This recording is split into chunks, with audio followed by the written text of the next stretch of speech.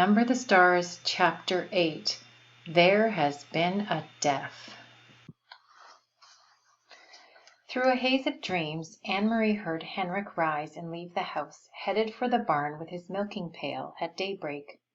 Later, when she woke again, it was morning. She could hear birds calling outside, one of them close by the window in the apple tree, and she could hear Mamma below in the kitchen talking to Christie. Ellen was asleep. The night before, so shortened by the soldiers in the Copenhagen apartment, seemed long ago. Anne-Marie rose quietly so that she wouldn't wake her friend. She pulled on her clothes and went down the narrow curved staircase to find her sister kneeling on the kitchen floor trying to make the gray kitten drink water from a bowl. "Silly," she said. "Kittens like milk, not water." "I am teaching this one new habits," Christie explained importantly, "and I have named him Thor, for the god of thunder." Anne-Marie burst out laughing. She looked at the tiny kitten, who was shaking his head, irritated at his wet whiskers, as Christie kept trying to dip his face to the water. "God of thunder," Anne-Marie said. "He looks like he would run and hide if there were a thunderstorm." "He has a mother someplace who would comfort him, I imagine," Mamma said. "And when he wants milk, he'll find his mamma." "Or he could go visit the cow," Christie said. Although Uncle Henrik no longer raised crops on the farm, as his parents had, he still kept a cow, who munched happily at the meadow grass and gave a little milk each day in return. Now and then he was able to send cheese into Copenhagen to his sister's family. This morning, Anne-Marie noticed with delight, Mamma had made oatmeal, and there was a pitcher of cream on the table. It had been a very long time since she had tasted cream. At home they had bread and tea every morning. Mamma followed Anne-Marie's eyes to the pitcher. "Fresh from Blossom," she said. "Henrik milks her every morning before he leaves for the boat. And," she added, "there's butter too. Usually not even Henrik has butter, but he managed to save a little this time."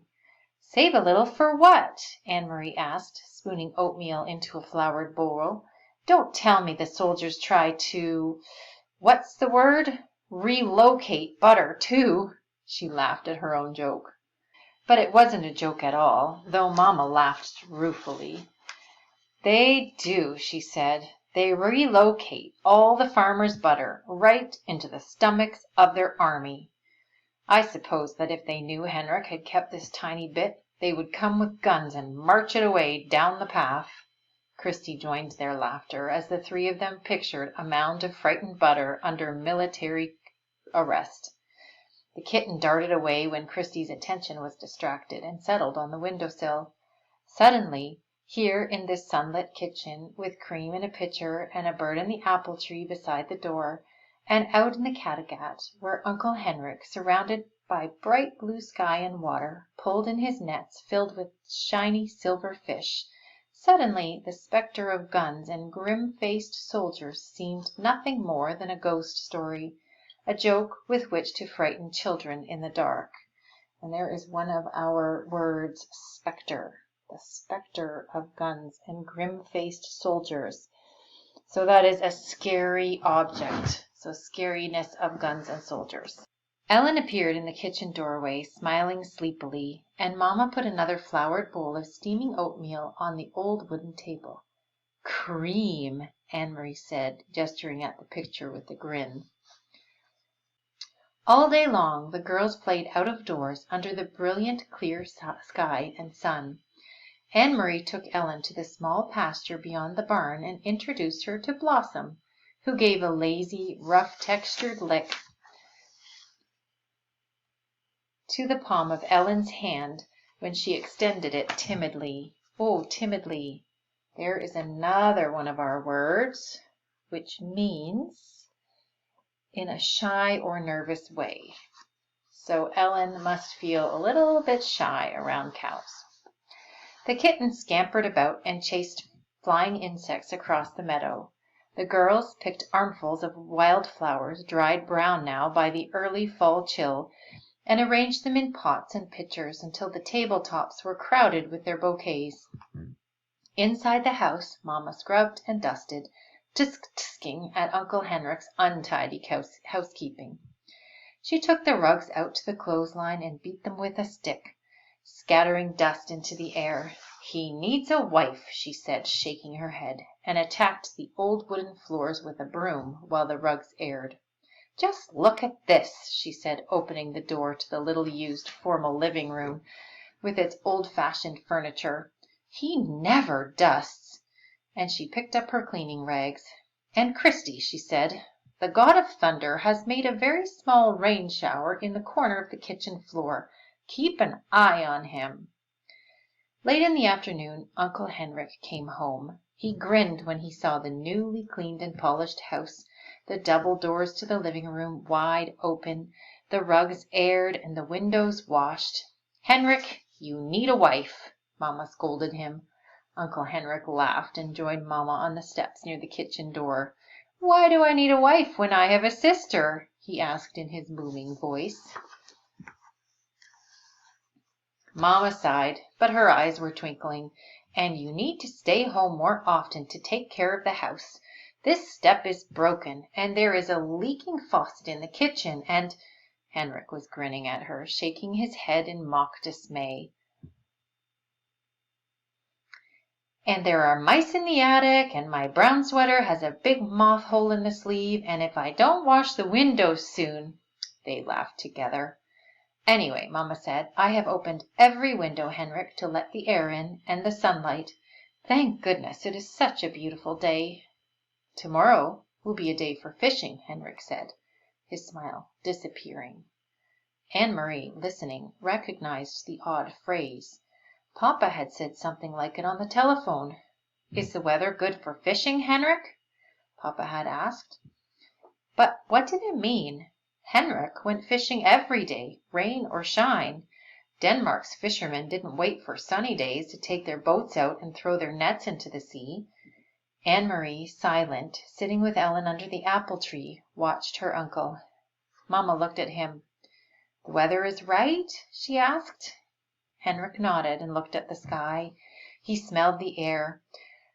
"I will be going back to the boat tonight after supper. We will leave very early in the morning. I will stay on the boat all night." Anne-Marie wondered what it would be like to be on a boat all night, to lie at anchor, hearing the sea slap against the sides, to see the stars from your place on the sea. "You have prepared the living room?" Uncle Henrik asked suddenly. Mamma nodded.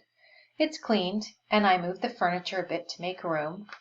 And you saw the flowers," she added. "I hadn't thought of it, but the girls picked dried flowers from the meadow." "Prepared the living room for what?" Anne-Marie asked. "Why did you move the furniture?"